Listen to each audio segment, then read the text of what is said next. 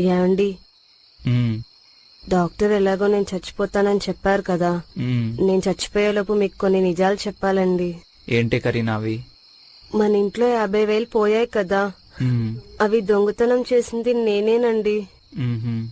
అలాగే మీ మొదటి భార్య మిమ్మల్ని వదిలేయడానికి కారణం కూడా నేనేనండి.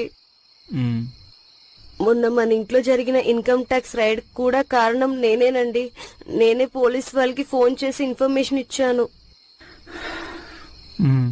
అలాగే చివరిది, ఆఖరిది, లాస్ట్ వీక్ మీ ఫ్రెండ్ శేఖర్ తో మీకు తెలియకుండా ఊటీ ట్రిప్ కి కూడా వెళ్ళానండి.